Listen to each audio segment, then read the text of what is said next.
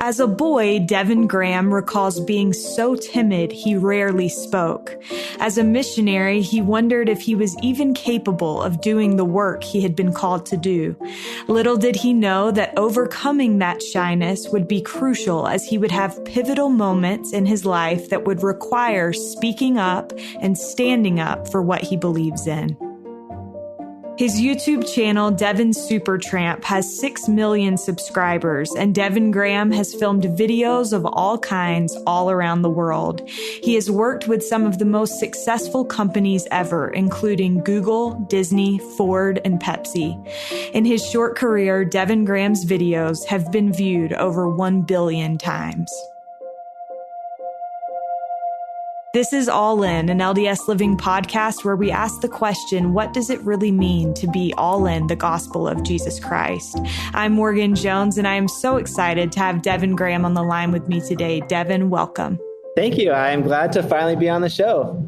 Well, I'm telling you, I've been a big fan and have followed your work for years now. And I just am so excited to hear a little bit more. I was joking with Devin before we started recording that this is the true Hollywood story of Devin Supertramp. So let's get it. Let's dive into it. Let's do it. No holding back. That's right. Uncut. So I guess my first question for you is, do you remember the first time you heard of YouTube?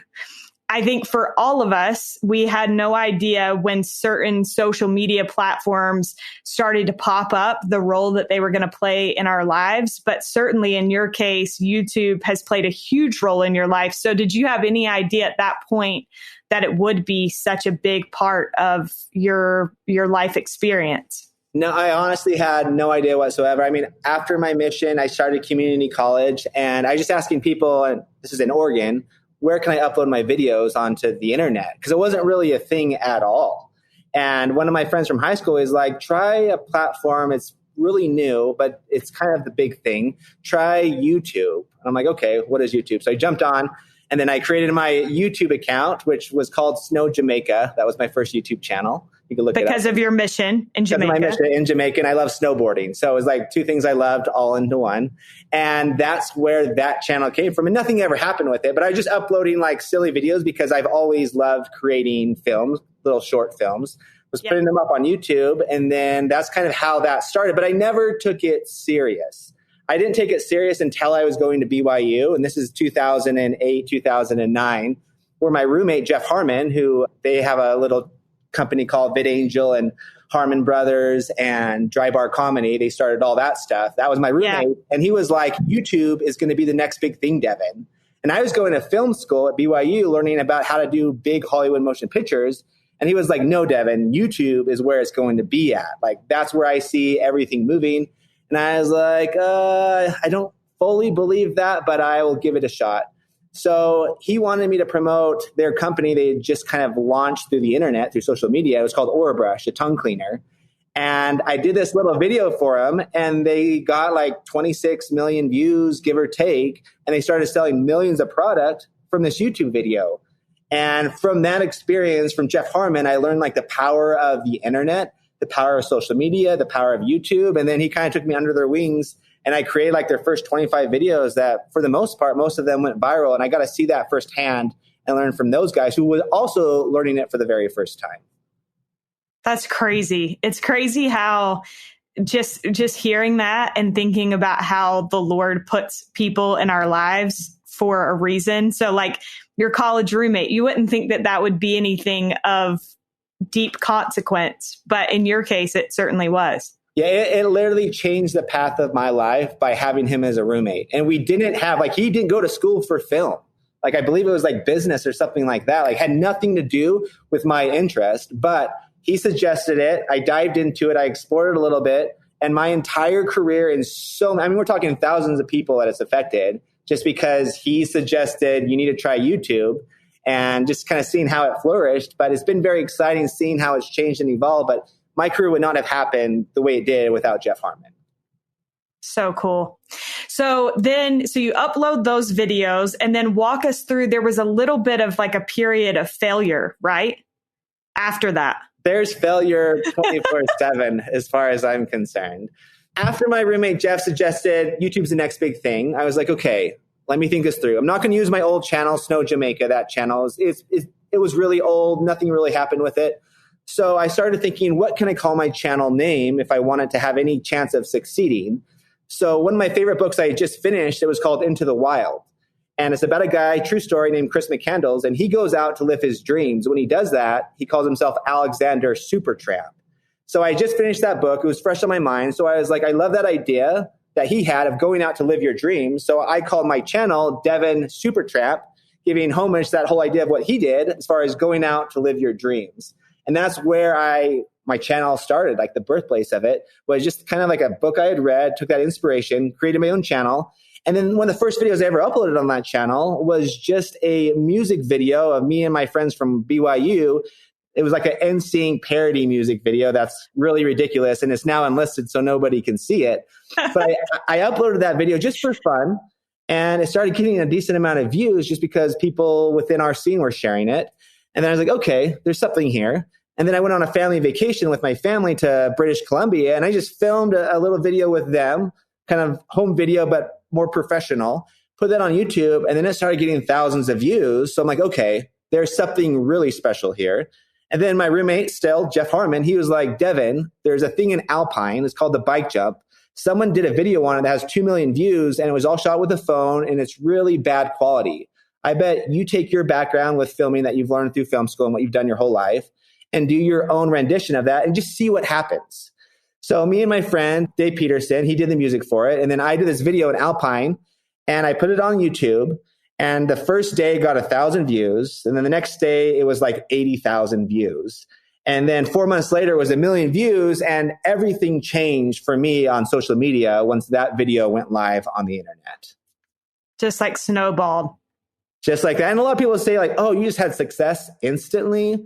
Well, not really. Like on that channel, yes. But it was like my whole life, all I've been doing is filming and capturing content. And I've constantly been filming and learning each time, making constant mistakes. So everything was building up for that moment to have that success. And then I knew how to handle that just because I was surrounded by the right people. Yeah. I want to go back. I mentioned earlier when you were talking about Snow Jamaica that you served your mission in Jamaica. And I'm curious about how that impacted your career and your life experience. And you mentioned in your email to me beforehand that you now serve in your ward with the deacons. And so it's always fascinating to me that you have these people with these life experiences. And I think, oh, those deacons must think this is the coolest thing ever that Devin Supertramp is like our deacons quorum advisor.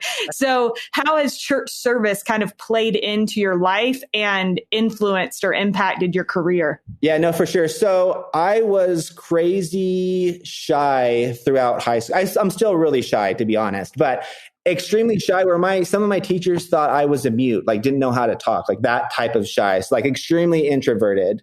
And then I went on my mission, and then on your mission, and I was in Jamaica, and Jamaicans are very vocal. If you don't talk to them instantly, they think you're mad at them.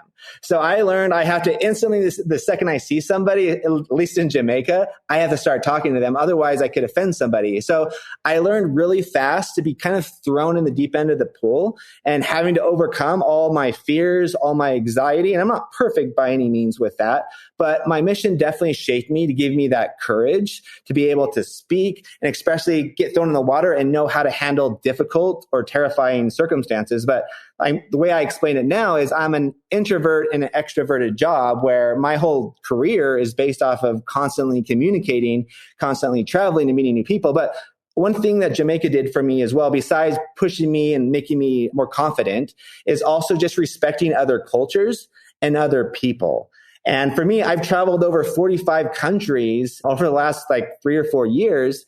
And I love cultures and people. And I think a lot of that came back to my mission in Jamaica. So for me, it's fun seeing that come full circle where all these different elements had a huge part of my success. And at the time, it didn't feel like that. Like it was just poor college student just trying to figure out how to survive. But I just happened to have a roommate we're not living in nice, fancy apartments, just kind of a crummy little rundown, not necessarily shack, but it wasn't the best. But I was put in the right people's hands to have much bigger opportunities. And it's fun seeing that 5-10 years later of it actually like, okay, Heavenly Father was very aware of exactly what I was going through. And then coming full circle as far as where I'm at now with the church is I'm one of the counselors with the deacons, and I serve with the deacons. And we actually now, because of COVID and everything, we actually had deacons yesterday, and we're planning all of our activities with the youth. And they were all like, Devin, we want to make a YouTube video. So next week, Tuesday, the whole lesson or what we're doing over Zoom is we're preparing each person, the deacons, is going to make their own YouTube channel. So it's cool that I've been given these talents and I'm able to help the youth. And it's really fun just kind of seeing that come full circle. That's so neat. I think it's interesting hearing you talk about being shy. My dad always says that before his mission, he couldn't call and order his own pizza because he was so shy. And I thought, as you were talking about, I had a state young women's president growing up who talked to us about how she used to be really shy. And she realized that in order for the Lord to be able to use her, that she needed to step outside of that. And I remember that I was probably 13 years old at the time, hearing her talk about that and thinking like, I'm so glad that she overcame that because it's blessed my life. And so I think there are things like that, like being shy, being introverted, that we think, oh, I can't overcome this, but we learn, that we can overcome weaknesses and our weaknesses can become our strengths. And certainly hearing you talk, that's not a problem for you anymore. And I think with that said, one of the biggest things is because I know exactly how that feels to be in isolation, to be afraid to talk. When I see other youth, especially like the deacons that I serve with now, when I see those type of people, I gravitate to them more because I know how to connect with them because I know exactly how that isolation feels. So it's just been fun. Even on my mission, people were like, even though I'm this super quiet guy, they're like, Devin or Elder Graham, like you are the reason that Heavenly Father has sent you to us because you have certain talents that no other missionary was able to communicate. So even though we may be quiet or a little bit quirky or a little bit weird, like each of us have these really awesome, amazing, unique talents that's going to help inspire somebody else that needs that. So there's a reason behind everything. Even though at the time, I remember crying, Heavenly Father, I'm a missionary and I can't do your work right. Like I need your help. And it wasn't like it happened overnight because the next morning I didn't wake up and just crushing it. It was like 2 years later, I have a general idea, but it definitely does always come full circle. But it does take a lot of patience. I'm like, okay, it's going to be okay. I have to fight through it, but there's a bigger plan here. Yeah. I want to kind of dig in, if it's okay, into the world of YouTube. And I think having worked in media, it's been really interesting to watch the emerging trends as far as YouTube goes, social media goes, and recognizing that we are all, as content creators, at the mercy of algorithms. So what has playing the game of algorithms taught you about success and flexibility? You have to be willing to play the game to stay in the game. And that doesn't mean you need to necessarily give up your standards by any means, but it sometimes means, okay, it's something I don't necessarily 100% want to do like I used to do. But when I started YouTube, I'd say the first 2 years, 90% of the videos I uploaded, they get 1 million views in the first day, within 24 hours. Like I had one, I want to say like 6 months straight, releasing a video every week, and each one of those would get 1 million views in the first day, if not more. And nowadays, I have a much bigger audience. We just hit 6 million subscribers on YouTube on Sunday, and I upload a video now, and maybe you will get 50,000 views in a week. So it gets very discouraging where I come from this past of seeing a ton of success, and now that success is much different. And sometimes we'll still see awesome success, but it's kind of measured on different levels now because, like you said, the algorithm on social media is constantly changing, and YouTube or Instagram or Facebook, they don't put out books on, okay, this is what we favor this week. So we've had to do a lot of exploring and testing. Okay, YouTube this week is favoring longer content. This week, they're favoring like the thumbnail and the title. So it's really hard to keep track of what's actually affecting what. So we definitely explore that a lot. We have 3 different YouTube channels. And one of the channels we launched recently is just relaxing nature videos around the world. It's called Visual Escape. And on that channel, we put out a video every day. Now, we couldn't do that on our main channel, Devin Supertramp, but what we see is YouTube is favoring daily content. So it's just like you have to kind of change and adjust the way you play the game in order to stay in the game. But if you're stuck in your ways saying, this is the way I'm going to do it, I'm only going to create this type of content, chances are you're probably not going to succeed very long. Yeah. Well, and I think it's so easy to think, I used to have this kind of success. I used to have these kind of numbers. And now, like you highlighted, you're doing good to get a fraction of that in a week. So how do you keep from becoming consumed by the numbers? And how do you adjust your idea of what success looks like? Yeah, so I would say the way I see success is constantly changing for me to keep my sanity. And occasionally I do lose my sanity and I'll have my breakouts where I'm like bawling to my wife. It's like, we put so much time, so much of my heart went into this project and it got hardly any views. And then I'll spend a day filming a project and it'll get 5-10 million views. So I think for me, at the end of the day, is I will do projects that I like, that I think will do well, and they'll usually tend to do well. And then I'll do projects that I'm extremely passionate about, that I'm doing it not for our audience. They're going to see it, but I'm doing it for myself. So for me, I think that's what's helped keep my sanity, is making sure I'm still doing things that I'm extremely passionate about, but also doing things that I feel people still want to like really see and get excited about. Yeah. I think one question that I have for you that just came to me is, do you find fulfillment in feedback in terms of like your content blessing people's lives? Because on our end, we actually have these conversations all the time at LDS Living about what we're doing and what is the measure of success. And it's been crazy to watch how we've had to adjust that measure of success over the course of even just COVID, even just the last 9 months. So do you get a lot of feedback that you find to be fulfilling, and how have you seen this content bless and change people's lives? Yeah, so I remember while I was going to film school and I was like, okay, I'm going to start doing this YouTube thing. A lot of the filmmakers at BYU, they were like, oh, you're kind of wasting your time just putting little small videos on the internet. Like, that doesn't seem very fulfilling. You're not affecting anyone's lives. And then I was like, okay, well, I'm still excited about it. I'm going to try it out and see what happens. And I'd say roughly a year into it, I started receiving all these emails. And it wasn't emails from people in Utah where I was based at the time. It was like international emails. I remember getting one email from a guy saying, just so you know, the video you just did in Enchantments, Washington, that was the hike I always did with my son.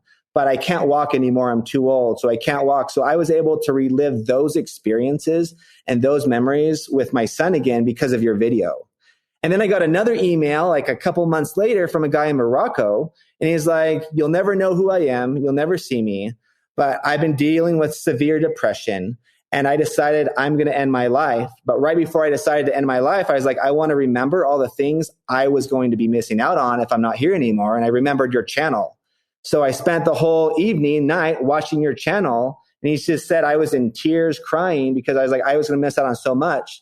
And you're the reason why I'm alive today, because of all the videos you created inspired me to want to keep on living. So it's like, even though I'm doing sometimes what people are thinking like, okay, those are just silly 2-3 minute videos, it's really awesome seeing people from all around the world reaching out to me and saying, because of this video, I'm alive today. Or because of this video today, I am treating my kids a little bit different. I've had all those experiences that are like pretty like larger than life, but I like have the emails to prove like this stuff actually happened. And these are real people that I'll never see probably. But the emails to me are like what make it worth it from like I don't necessarily always get the views from those videos, but I'm getting that fulfillment in other ways, just how you were talking about. Yeah. I want to touch on a few of my personal favorite videos. One that I love is your Holy Land in 4K video. And before we get to that, though, one thing that has always impressed me about you, Devin, is that you've never shied away from sharing your faith in your videos. And I have admired that from a distance and appreciated it on a professional level. Why is that so important to you to let people know what you believe? And how do you think that has affected your career? Yeah, so it's a balancing act, 100%. And I've had to learn it through the process because I didn't go in like, I grew up LDS my whole life. And I was like, okay, I know a lot of people in the industry or in the Hollywood world, they kind of have to give up those standards and they lose those standards. I've even seen it with friends from BYU that kind of went different routes and are not happy now and having to deal with those consequences. So I was like, okay, I'm going to stick to my standards.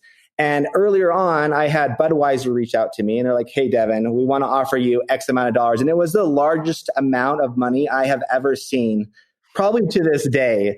And I was like, that is a huge paycheck. And I'm just kind of starting out and that would be awesome. But I turned it down. And then from that experience, though, is I've had people, for example, like Disney that reach out. And one of the requirements is, have you ever worked with an alcohol company? Because if so, we can't work with you. So it's by saying no to bigger opportunities, I get to do the opportunities that are actually more exciting and bigger to me as far as what bring me joy.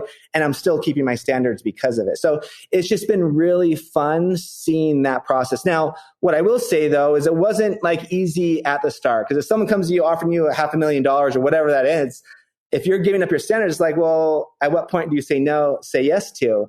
But it definitely, for me, has always paid off. But it was like deciding that from the very beginning of, well, why don't you smoke? Or why don't you do this? Well, I decided earlier on that I was going to keep that commitment no matter what. And I had a similar experience where I got hired to do a big project with a camera company. And we're filming at the NFL stadium in Florida. And while we were filming, I was like, okay, one of the things is I want to make sure everyone is modest in our videos, or as modest as we can get them with what we're doing.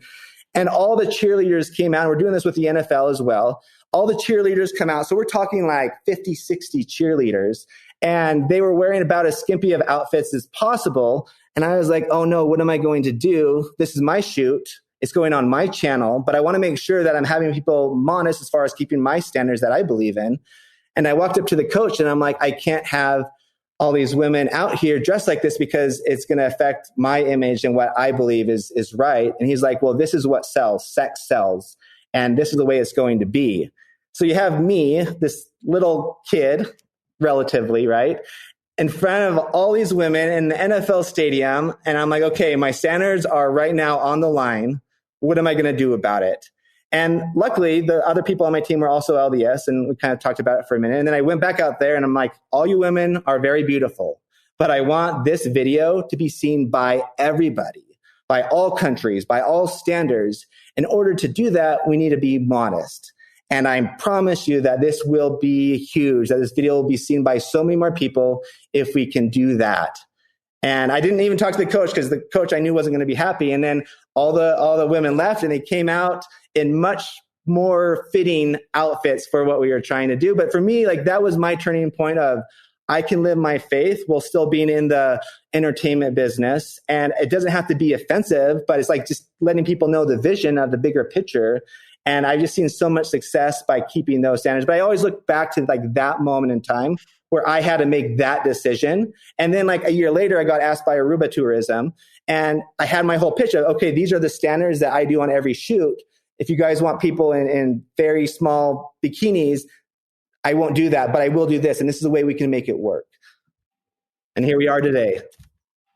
Such a cool story. And I think, it's cool whether we're talking YouTube videos that are seen by millions of people or just little moments in people's lives. Like we all have those moments that we can point back to that are like, okay, I'm either going one direction or I'm going another direction. And I think it's so cool that you were bold enough to stand up for what you believed in a pretty high pressure situation. I was going to say no pressure, Kevin, like no pressure at all. Yeah, it was terrifying. I believe it. So going back to this Holy Land in 4K video, which if people have not seen this, I am going to admit something to you. My boyfriend told me that I needed to watch it and I had never seen it before. And he's like, it's basically like, it's like a Mormon message. It's amazing. And I was like, okay, I'm expecting just like video of the Holy Land. And then all of a sudden you start hearing Elder Holland and Elder Uchtdorf. And I'm like, oh, I see what he means. And so can you tell me a little bit about how that video came to be and how you chose to use General Authority's words in it? And also how you chose which General Authority's words to use in it? Yeah, so for that project, and the guy at the time on my team, his name was Parker Welbeck. He was the one that actually made that video happen. But I know the whole background story. He was on my team and everything. Okay. It was a wallet company that does a lot of service projects. They reached out and said, hey, would you like to go with us to Jerusalem to shoot a video? And I was off on another project. So I sent my right-hand guy, Parker at the time, Parker Welbeck, who has had an awesome, amazing career as well.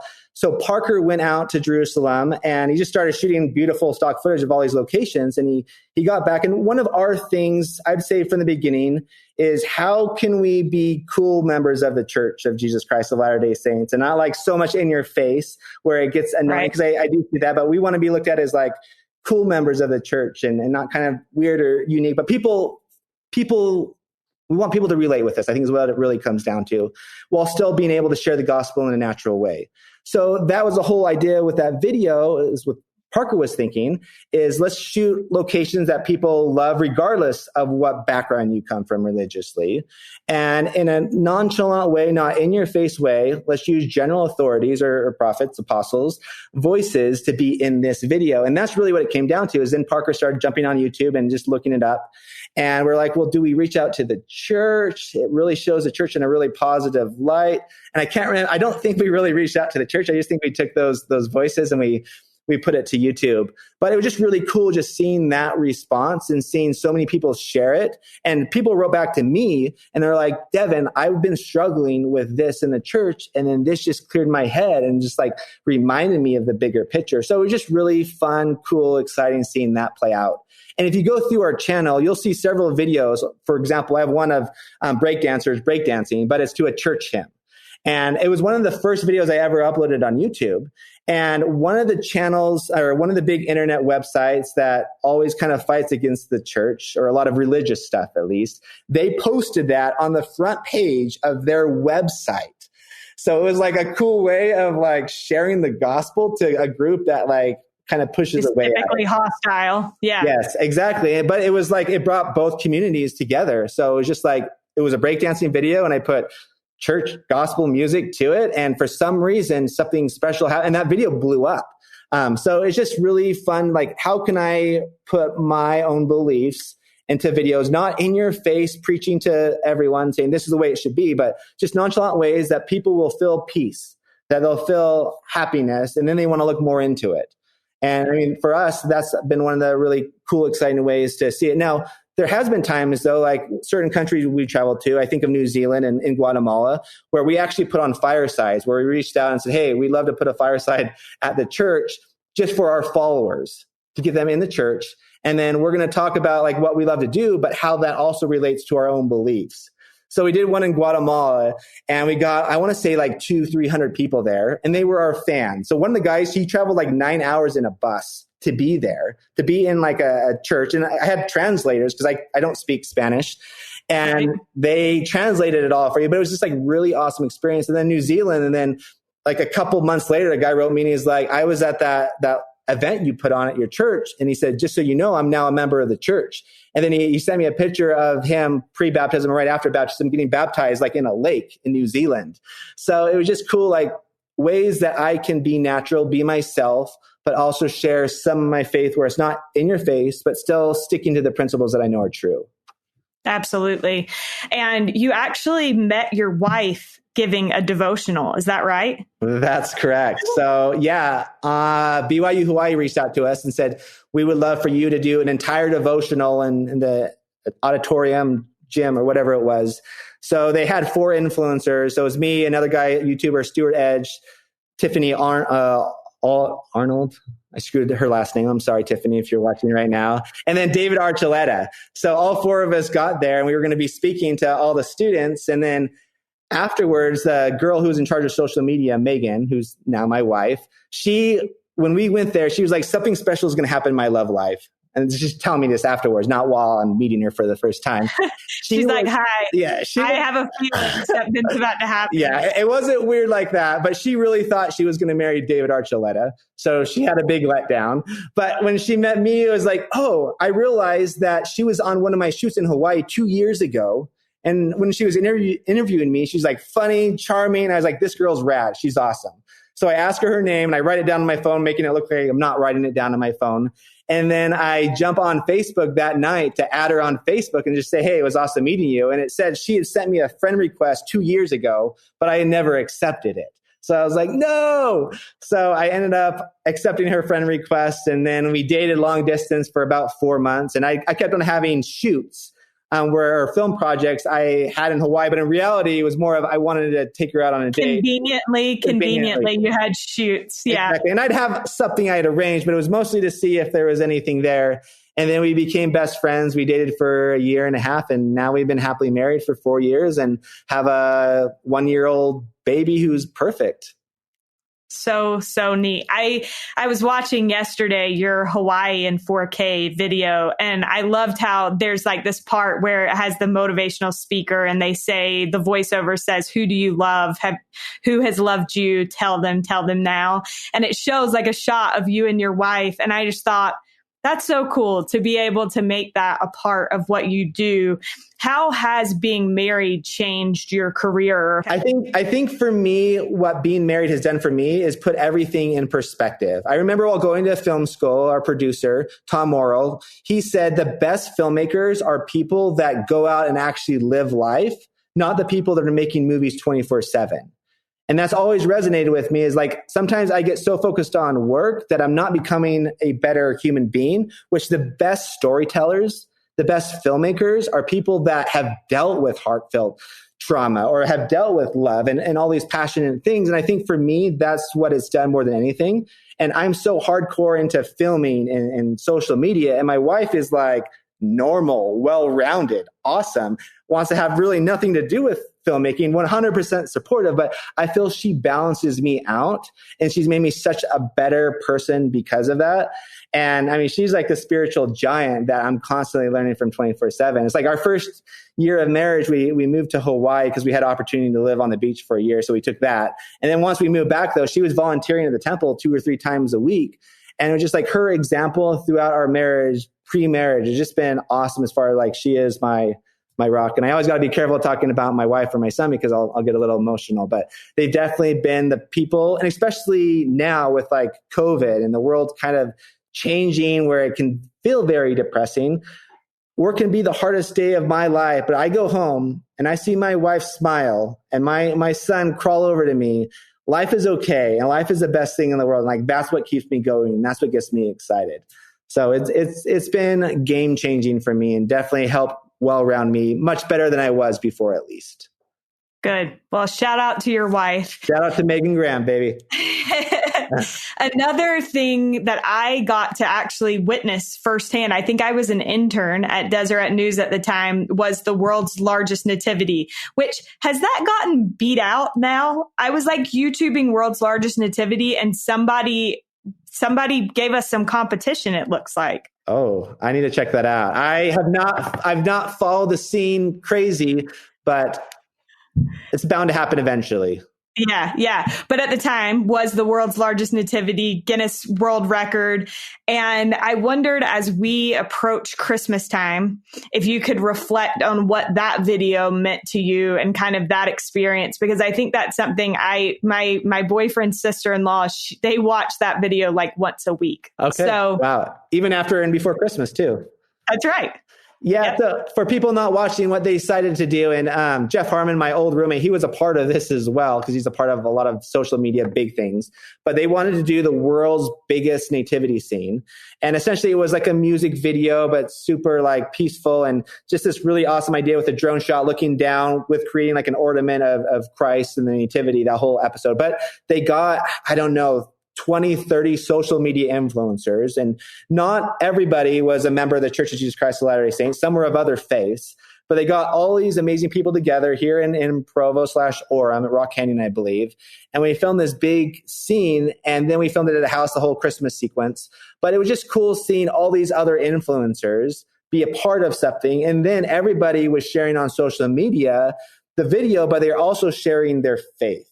we did a big behind the scenes video for our channel where we were interviewing like the piano guys and a lot of other people that were in it. And then I shared my own testimony on that.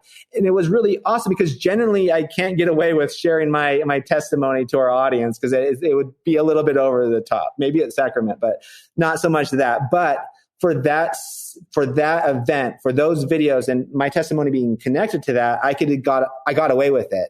And it was just awesome seeing people of other faiths. Because I had like Muslims and all these different religions commenting and saying, regardless of what you believe, like I felt something too. And I can respect your beliefs and for standing for your beliefs. And it was just a really awesome missionary experience that was really organic that I feel did a lot of good for a lot of people. For sure. I want to ask you something before we get to our last question. As you were just talking, I was thinking about, we've talked on this show before, the term influencer. And I have said how I used to really hate that word. And then I kind of had this perspective shift where I was like, you know what? I think an influencer is... all of us are influencers, essentially, because we all have influence within our realm of contacts and people that we associate with. And so while some people's reach may be larger than others, we all have the opportunity to have influence. What would you say about that? Yeah. Because you've worked with a lot of them. I've worked with a lot of them from all around the world. And one of the biggest things I've learned is even if I have 6 million, 10 million followers and I put out something, it doesn't mean my audience is going to take that serious unless it's something that they grew accustomed to me talking about over a long period of time. So for example, if I talk about a camera product, I can push that and people get really excited about it. But if I talk about something else that has nothing to do with cameras, it means nothing to my audience.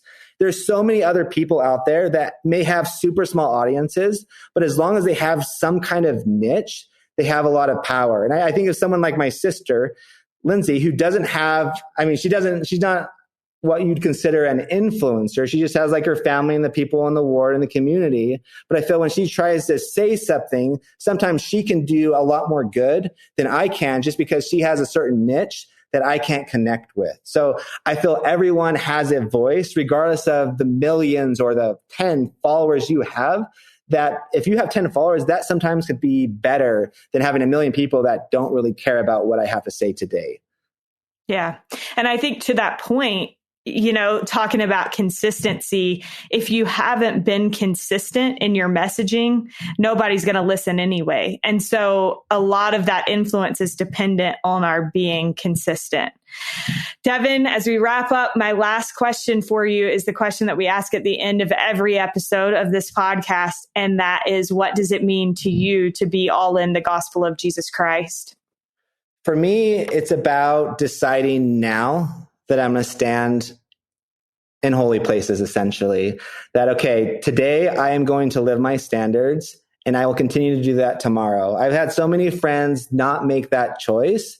They have a testimony, but once they're put in any kind of situation, they'll make bad choices. So for me, it's about, okay, today I am going to believe in the gospel. I am going to stand by the gospel and make sure I live those principles for the rest of my life, and then make those choices every day. But for me, the gospel has been huge. It's shaped my career. It's brought me peace when I am terrified, and it's made everything make sense when nothing around me makes sense. But for me, being all in is just committing now and living those principles that you believe in.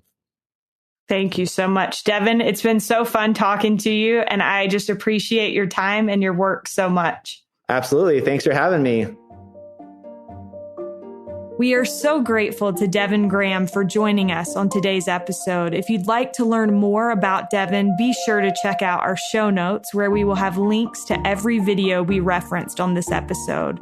As always, you can access our show notes at ldsliving.com/allin. Thanks to Derek Campbell of Mix at 6 Studios for his help with this and every episode. And thank you so much for listening. We'll be with you again next week.